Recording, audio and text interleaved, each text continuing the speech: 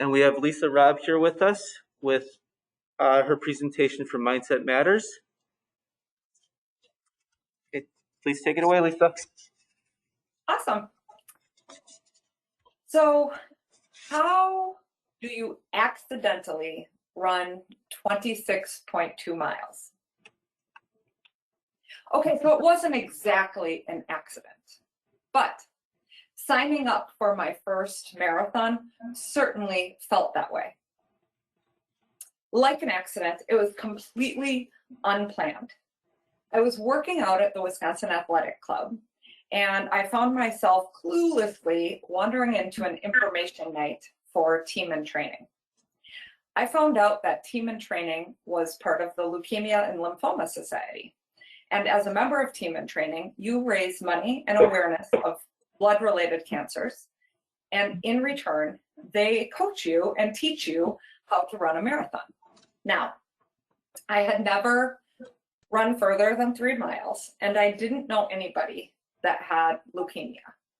But still, I signed up on the spot to run my first marathon in Anchorage, Alaska. As a member of Team in Training, I went from being a casual, sporadic runner to a marathon finisher. And that experience changed my life. It changed my life for so many reasons, but most importantly, it changed my life because it changed my mindset. I experienced in a tangible way that I could do hard things. And I started to see life differently. I started to look at it through the lens of possibility. And a fire was lit in my heart.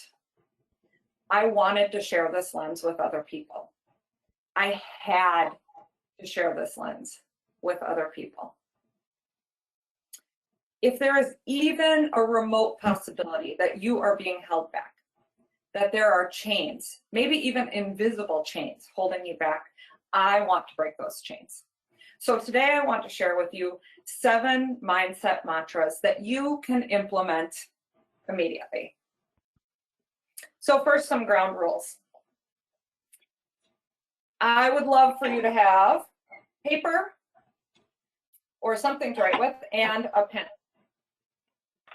because this information is good. It's good like a buttonhole is good. This presentation is the buttonhole.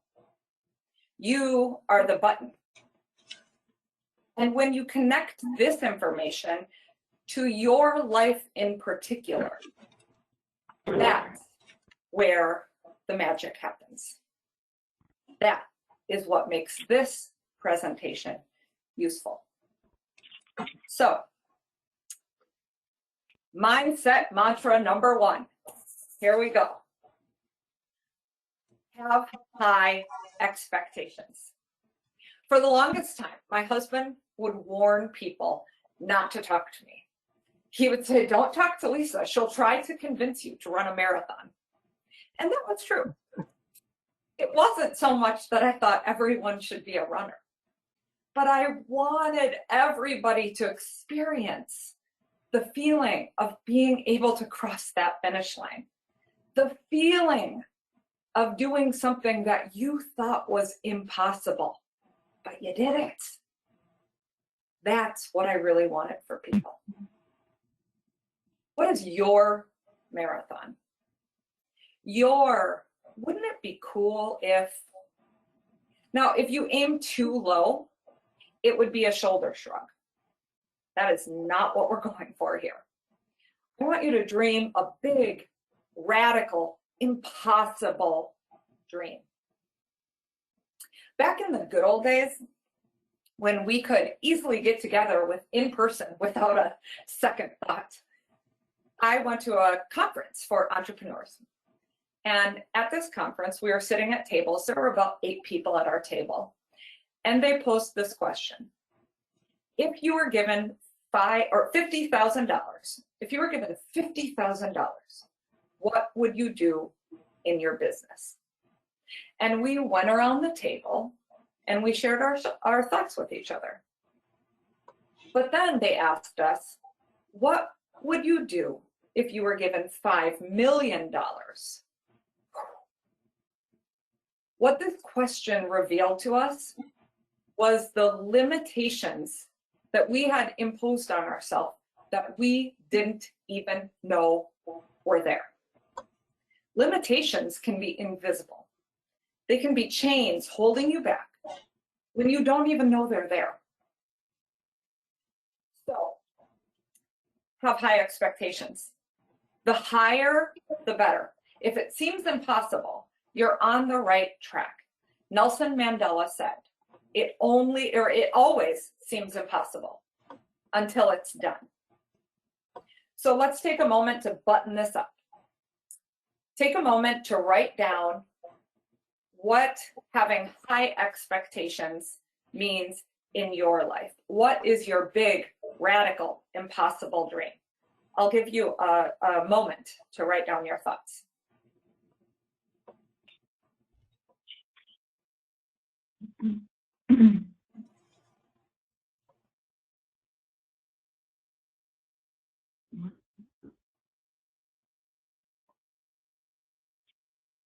I want to start up a Christian school in Wisconsin Rapids again.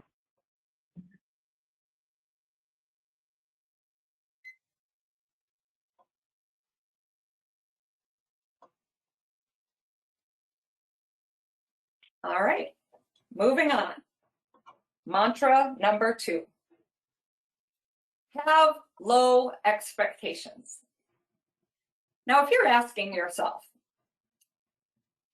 wait a minute, didn't she just say have high expectations? Stay with me, because this mantra goes hand in hand with having high expectations. But there is a crucial difference. And it's important that you understand what that difference is, because both are necessary.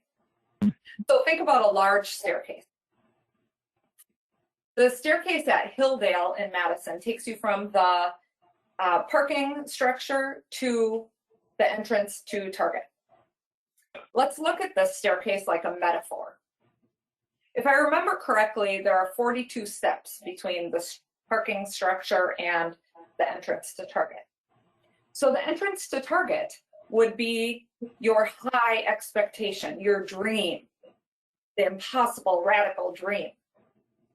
The steps that go up to the top are the low expectations, the baby steps that are going to get you there. Now, if you tried to get to the top with one step, it would literally be impossible. Over the years that I've been coaching, so I'm a life coach, and over the years that I've been coaching, I've noticed something that is almost universal. Once we set goals and a vision for ourselves, we are utterly impatient with ourselves about getting there. We expect ourselves to be there already. Instead, I invite you to have low expectations. I invite you to enjoy the luxury of being exactly where you're at and take a baby step towards where you want to be. You see, having low expectations means being realistic about where you are while holding the vision and the dream of where you want to be eventually. Let's button this up. Take a moment to write down what having low expectations, what taking baby steps would look like in your life.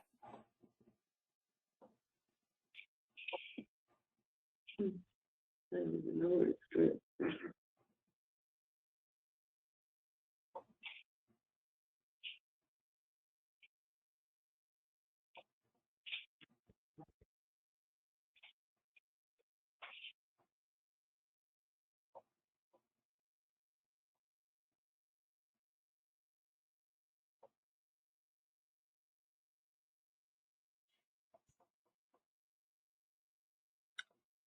All right.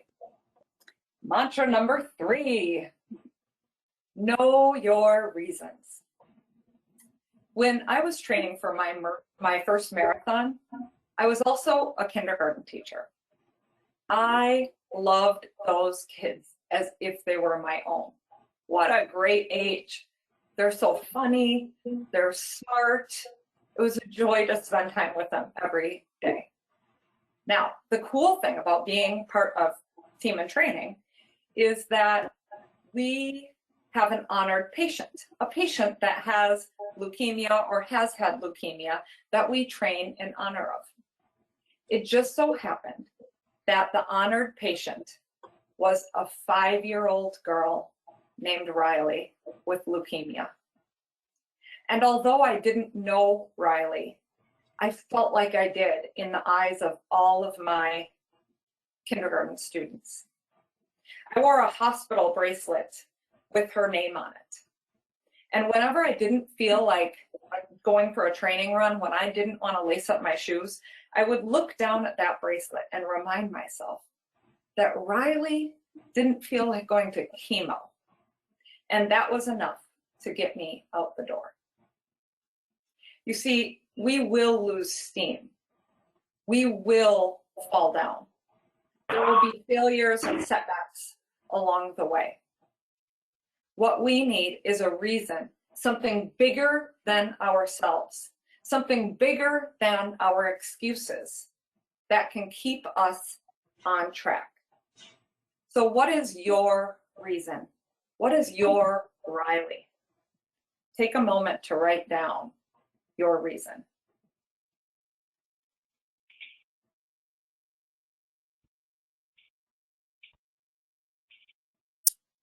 I'm noticing that you are not seeing my slides, are you?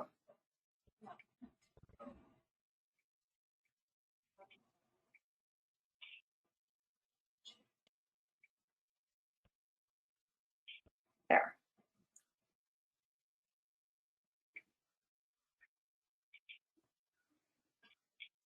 Fix that little technical snafu. Know your reasons. All right. Mindset mantra number 4. Confidence is a muscle. Many people look at confidence as something you have or you don't have. But examine this in the context of your own life. Are you equally confident in everything that you do? Or are there some areas that you are more confident in than others? And in the areas where you are more confident, has it always been that way? Or has your confidence level changed over time? So that really begs the question, when is it reasonable to start feeling confident? I love using metaphors, so again, let's examine this from the metaphor of riding a bike. Is it reasonable to feel confident if you have never, ever ridden a bicycle before? Brene Brown is a researcher at the University of Houston. Some of you may be familiar with her work. And she calls doing something for the first time, she calls it an FFT, which stands for fucking first time.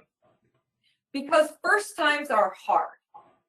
And she says that we can normalize this feeling by acknowledging that it's an FFT. We're doing something for the first time. Of course we don't feel confident. Of course we feel uncomfortable. It's an FFT. And normalizing it really helps. What if it's not a first time? What if we've been riding this bike and we've been falling off and falling off and falling off? Then what?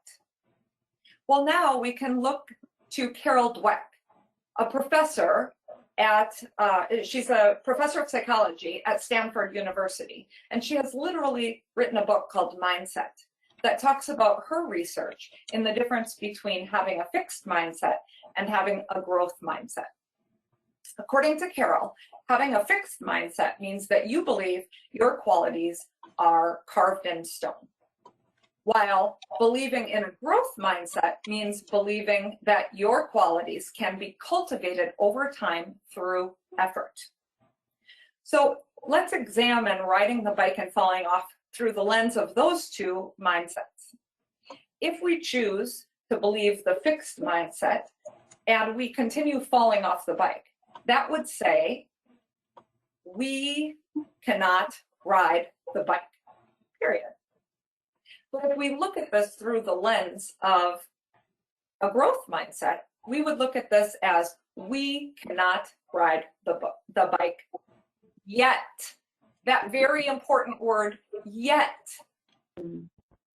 right? And we would get back on. Every single time you get back on the bike, you are building your confidence muscle. So take a moment to button this up and write down your thoughts about confidence being a muscle in your own life.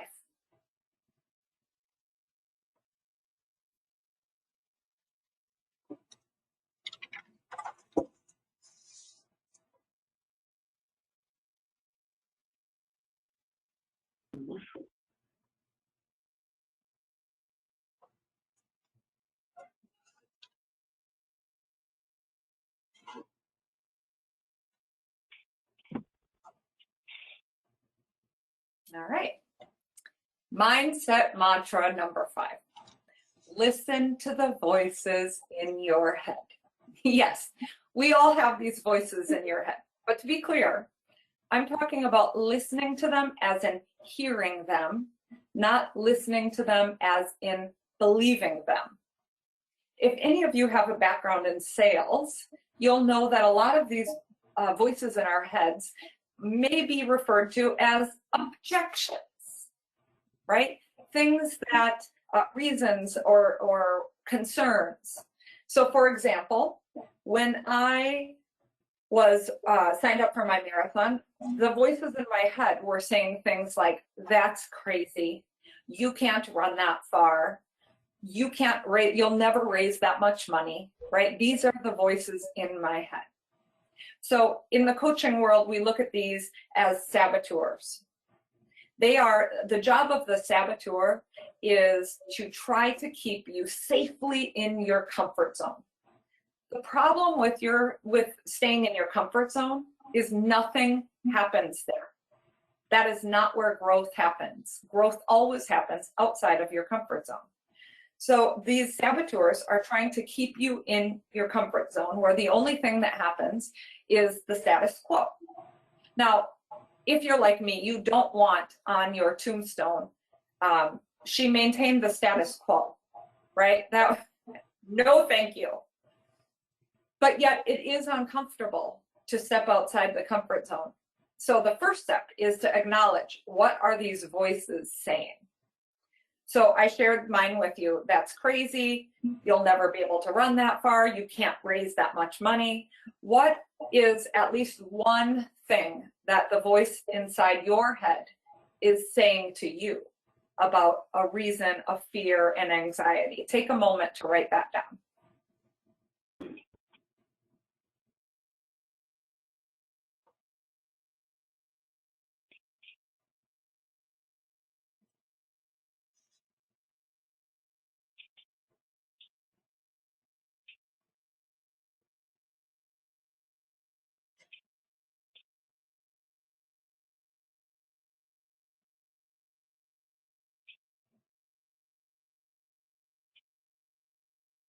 Now, luckily, the next mindset mantra goes hand in hand with the voices in your head. And that is mindset mantra number 6, find the sage within. So we all have these voices in our head, but we also have the voice of the sage or a wise counselor. And when we listen to the voices in our head, we can create space to respond to them. So the saboteurs that we talked about, let's use another metaphor of being in a car. We don't want the saboteur to be driving, right?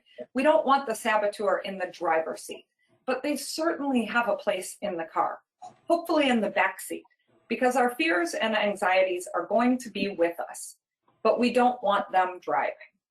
So when we have them in the back seat and we hear what they have to say, then it is the sage, this wise counselor, that wise part of us that can respond. That is who we want in the driver's seat.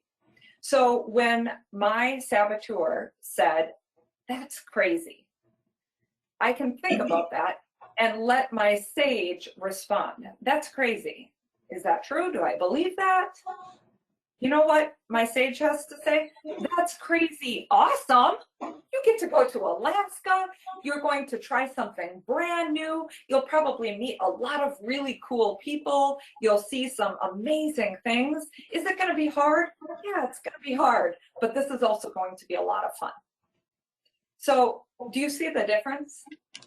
And is it true that this is crazy? Maybe a little, right? It's okay. But we want our sage to be the person that's driving the car and making the actual decisions. So when we look at, let's do another one. I can't run that far. You can't run that far. That's what the saboteur is saying. 26 miles, are you crazy? You can't run that far. What does the sage say? So create some space, maybe take a deep breath. Okay, you can't run that far yet. That's such a key word, yet. But you know what you can do? You can run 3 miles. And if you can run 3 miles, you can probably run 4 miles. And if you can run 4 miles, you can probably run 5 miles. So let's do the best that we can and see what happens, right? Results aren't guaranteed, but at least we can have the courage to start. So take a moment to write down what your sage wants to say to that saboteur objection that you just wrote down.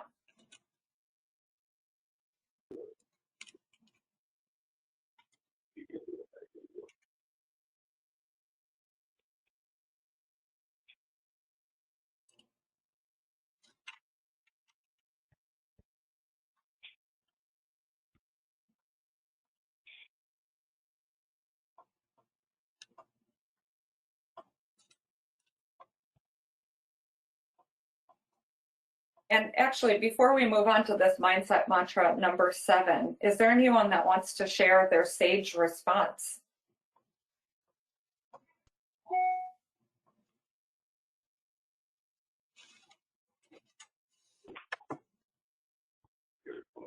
I said you can do it if you believe it and you won't be disappointed. Say that one more time. I said you can do it if you believe it and you won't be disappointed. Awesome. Awesome. It's so important to create that space, and it feels really good. It feels empowering to look at it from that perspective. So thank you so much for sharing. I really appreciate that. So mindset mantra number 7, celebrate. Celebration and fun are fertile grounds for creativity and also just filling up your energy reserves. So celebration is super fun. And you know what? Here's the thing about celebration. You do not have to wait until you're at the top of the staircase. You can celebrate every step along the way if you want to, because every step is one step closer. So don't forget to celebrate. Take a moment to write down what you want to celebrate, how you want to celebrate, and as many details as you can. It could be buying yourself flowers, getting a new book, taking a night off, getting together with some friends outside, you know, in this cooler weather. Who knows? Take some time to write down, button it up and write down what celebration could look like in your life in particular.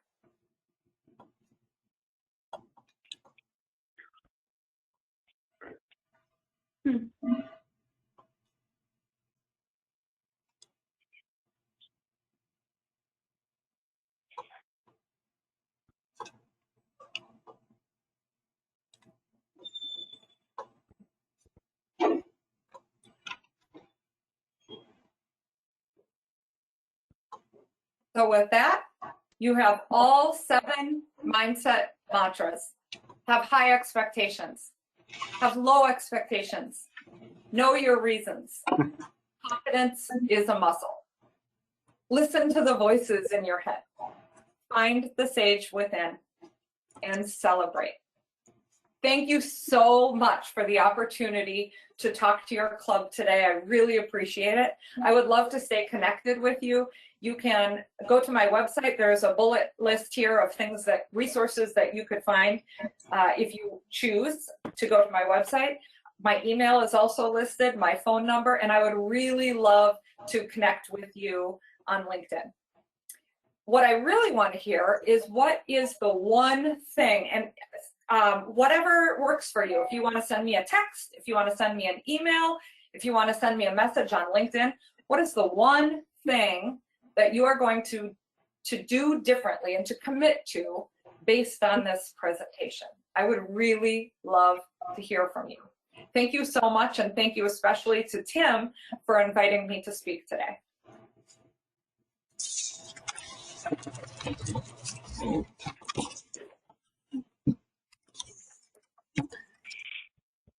Elisa, thanks for speaking to us as well. That was great. I wrote down quite a bit. I'm using my family as my both motivation and things that I want to work on. Yep. So I will definitely take this home, and I'm going to remember to celebrate the achievements. I'll tell you that right now, along each way, because it's a long road with family, but it should be an incredible journey. So Awesome. Is Lisa answering questions, Tim? are you answering any questions? I can if there's time. I think I'm at my time limit that you gave me, so I'm going to leave that in your court. Yep. If you're still able to answer questions, we still do have some time. Absolutely. Okay. Absolutely. We have Joey on the phone then. Yes, I want to share with you that I didn't run a marathon, but I walked a marathon, and I also did long distance walking where we did 50 miles. Oh my gosh. So I know that feeling of accomplishment that you're talking about, and it really is very inspiring. And my question to you is, did you run any more than one marathon? Yes, I actually, after I finished that first marathon, the only person that didn't think I was crazy was my sister. She was in college at the time, so she did not run a marathon. She didn't do that one with me, but she did team and training the following, well, actually it was the same year, but like 6 months later. And we did the Nike Marathon for Women together in San Francisco. And I actually declared that I would run a marathon in all 50 states, because not only did I love the feeling of crossing the finish line, but I loved getting a trip out of it. So I have 11 down, 39 more to go. I was actually supposed to run my 12th marathon on Sunday, but because of COVID, it got canceled. So 39 more to go. You know, I'm not in a real hurry to get all 50 done. I just want progress. Wow. That's Yeah. Good for you. Yeah. You go, girl. Goodness. Thank you. Thank you. How about you? What's next on your bucket list? Well, being 74 years old, I'm not doing marathons anymore, but when you asked what, you know, my dream, it's always been my dream to start another Christian school. I didn't start the first one, but the Christian school I was working at in Wisconsin Rapids was had to stop, and I just always God has put in my heart to somehow start another Christian school there, an interdenominational school. And so when you said that, God put that idea back in my head, and it's like, oh, how can I start a Christian school? I don't have any money or anything, and I'm living in Madison now. But he's putting other ideas in my head, and it's like, wow. That is so cool. That is so cool. So here's something I want to share with you. I am an avid reader. I love to read so much. And one of the best books that I've read that I just finished within the past month is a memoir called The Choice, written by Dr. Edith Eger. Dr. Edith Eger is a survivor of Auschwitz. She was 16 when she was there.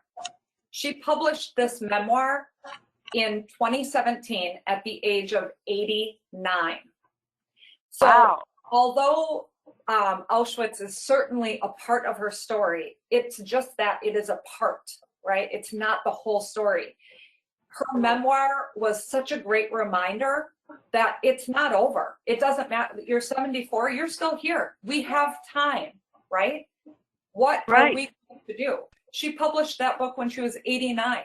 I just bought her last book that came out, not her last, but her most recent book came out last month at the age of 92, called The Gift. It was so good. And first of all, her memoir is just mind-blowing. It is incredible. I highly recommend that. But the point is, it doesn't matter how old we are. If it's never too late to chase our dreams. And especially when we look at it from the sage perspective, like I heard those saboteurs, right? Like, I'm not living in Wisconsin Rapids, I'm living in Madison. Well, what does your sage have to say about that? Like, what is possible? What's the lens of how can I make this work? Instead of can I do it, how can I do it? So cool. Thank you so much for sharing that. You're welcome. What was the name of the author of The Choice and the Gift? Yep, Dr. Edith, E-D-I-T-H, Eger, E-G-E-R. Okay. Thank you. We'll look those up. Yeah.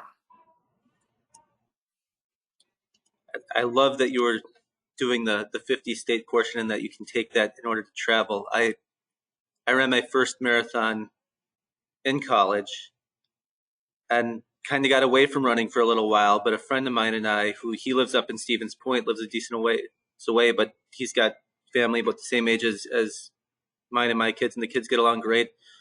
Pre-COVID, we were planning on traveling around to do some races, so we're still keeping that in our thoughts to keep doing it and to go see different places with family and vacation, but then have like the race, either a half marathon or something like that to like get us there. Yeah. So that's I think it's those, one of the mindset mantras is know your reason. And like the last race that I did in 2019 before COVID hit was my 11th marathon. I did it with my sister and two other girls in St. George, Utah. It was all downhill, which sounds like it might be easy, but it was horrific. It felt like my legs were going through meat tenderizers. It was just crazy. But when you're done going downhill, it's tougher. Right, it is so hard. I've never done anything like that, but I've never laughed as much as I laughed on that trip. And the next day, after we finished our marathon, the next day we hiked in Zion National Park, which is one of the most beautiful places that I've ever seen. And we explored St. George, Utah. We drove to Vegas and laid out by the pool, having frozen cocktails. It was so great. And then we went to see a Cirque du Soleil show and then came home. And so it just felt like that's kind of where the mindset mantra number 7 with celebrate comes in, right? Like if you're going to do these hard things, like how are you going to celebrate and make it even bigger? It just is something that nobody can ever take those experiences away. And you can celebrate with your friend, with your family. Like how cool is that? Love it. No, that's true. Yeah, the celebration part is important too. Yeah. To have that feeling of euphoria that you've done it, and you've accomplished a goal, a dream, a bucket list item. That is very, very important. Yeah. Yeah. Yeah. It's easy sometimes because sometimes it takes us a long time to get to our dreams and to achieve what it was we set out to achieve. And sometimes it can be compelling to want to ask yourself, like, what's next, right? Instead of enjoying the moment and soaking it up. I remember that happened to me. I was in Disney World, of all places. I had just run, I did the Dopies Challenge, which is 4 days in a row. You do a 5K, then the next day you do a 10K, the next day you do a half marathon, and the next day you do a full marathon, which is brilliant marketing on their part, because it gets you to stay in their resorts longer. But when I finished that, it was such a good feeling that I was already like, what's my next race? And I really needed to notice that I was doing that. Like, you are in Disney World. You don't need to be thinking about what's next. Just be here, be present, enjoy this. And that's why that celebration piece is so important, acknowledging ourselves for all of the hard work and effort that we've put in. Yeah. That's right.